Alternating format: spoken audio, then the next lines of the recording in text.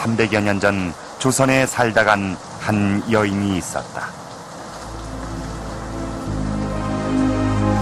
궁녀 출신으로 숙종의 마음을 사로잡아 왕비 자리까지 올랐지만 결국은 사약을 받고 만 여인. 장희빈이다.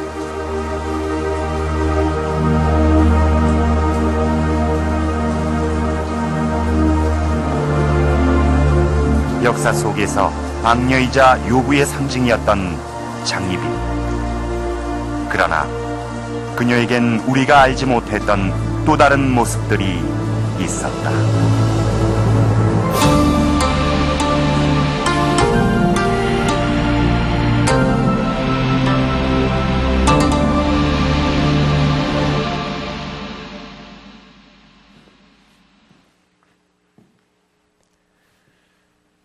숙종의 후궁이자 이 경종의 어머니 장옥정, 그녀를 가리켜 우리는 흔히 장희빈이라고 부릅니다. 조선 왕조 500년의 역사 속에서 그만큼 극적인 인생을 살았던 사람도 흔치 않죠. 때문에 그동안 여러 차례 영화와 드라마가 만들어졌고, 이달부터는 이 방송사상 5번째로 이 KBS에서 드라마 장희빈을 방영 중인데요. 빼어난 미모와 권모술수를 이용해 이 천한 궁녀의 신분에서 왕비의 자리에 오른 요부, 숙종의 비인 인현왕후를 죽음에 이르도록 저주한 악녀. 이 정도가 그동안 우리에게 비추어진 장희빈의 이미지였습니다. 그런데 과연 이것이 장희빈의 진짜 모습이었을까요? 우리들은 장희빈에 대해서 어떤 편견을 가지고 있었던 것은 아닐까요? 사실 장희빈의 일생에는 그동안 우리가 미처 알지 못했던 숨겨진 이야기들이 있었습니다. 오늘 역사 스페셜에서는 그 이야기들을 하나하나 추적해 보려고 합니다. 먼저 장희빈은 어떤 집안에서 어떤 신분으로 태어났는지 그 출신 배경부터 알아보도록 하겠습니다. 경기도 고양시 서운흥. 조선왕실의 여러 임금과 왕비들이 묻혀있는 곳이다. 숙종과 인현왕후의 능도 이곳에 있다. 명능이 그것이다.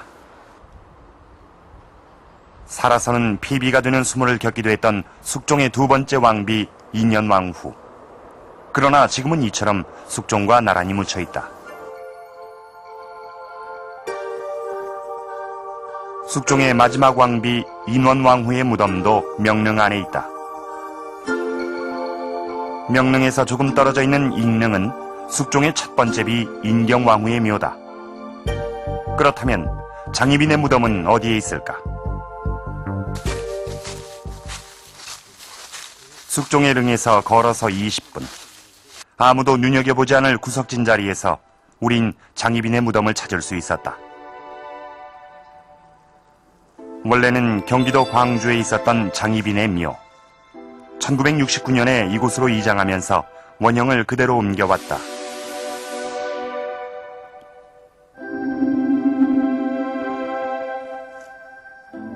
그런데 무덤의 장식과 규모는 한눈에 보기에도 다른 왕비들의 것과는 다르다. 위치에 있어서도 뚜렷한 차이가 있다. 그곳이 그 용의 머리라고 해서 이 동네 이름이 용두동입니다. 그리고 굉장히 풍수적으로 굉장히 좋은 자리에들 왕릉이 모여져 있는데, 지금 이곳에 있는 그 장희빈의 묘소는 다른 왕릉들 무덤자리에 비해서 아주 한쪽에 구석진 곳에 자리하고 있고 그늘진 곳에 있고 주변 지역에 보면은 큰 바위들이 자리하고 있다든지 해서 이 가장 빨리 해가 지는, 그리고 그늘이 오랫동안 유지되고 있는 과히 좋지 못한 자리에 이곳에 그 장희빈의 묘소가 자리하고 있는 것으로 알고 있습니다. 이장을 할 때조차 홀대받아야 했던 장희빈. 그녀는 원래 어떤 사람이었을까?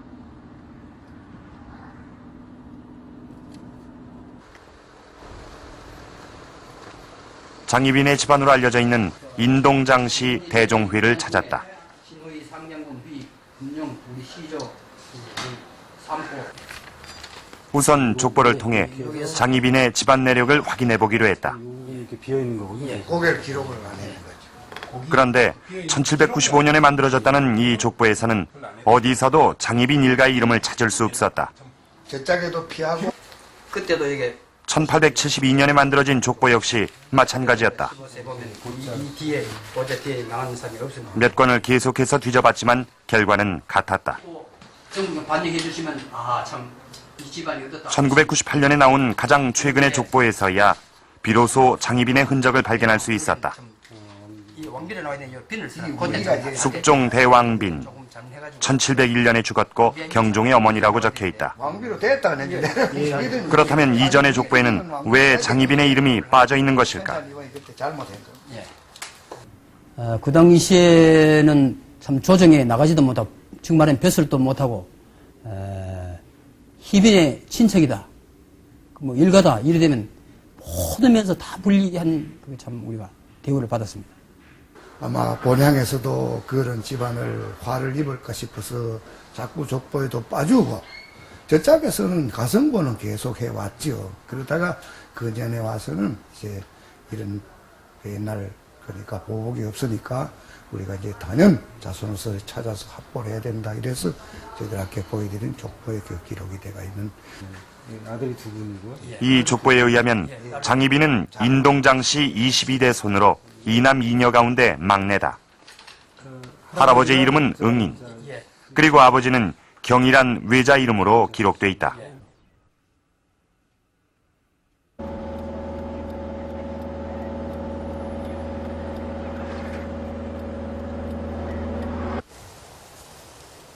경기도 고양시에 있는 인동장씨 산산. 장희빈의 아버지 장경의 묘도 이곳에 있다.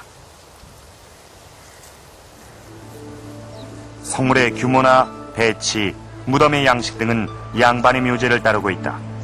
그것도 정승 이상의 벼슬을 한 4대부 정도의 지체 높은 집안에서나 볼 수 있는 무덤이다. 비문에 의하면 장경은 죽은 뒤인 숙종 17년, 그러니까 장희빈이 왕비로 책봉된 이듬해에 영의정으로 추존됐다. 그렇다면 살아생전 그의 신분은 어땠을까?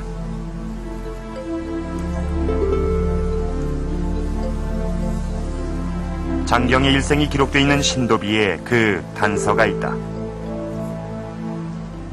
여기엔 장경의 벼슬이 사역원 부봉사였다고 적혀 있는데, 사역원이라면 조선시대 통역관을 양성하던 외국어 학교였다. 그러니까 장경은 사역원의 역관이었던 것이다.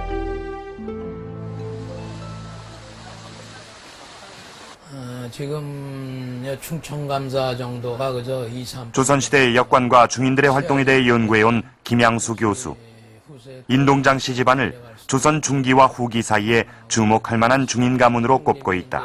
장경인이라고 취재로 인동장씨 집안에선 16세기 후반부터 역관이 나오기 시작하는데 특히 활약이 컸던 사람이 바로 장희빈의 할아버지 장응인이었다.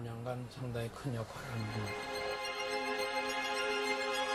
조선시대 외교 지침서라고 할 수 있는 통문관지. 역관으로서 크게 활약한 사람들이 소개되어 있는데 장응인의 이름도 여기에 있다. 이에 따르면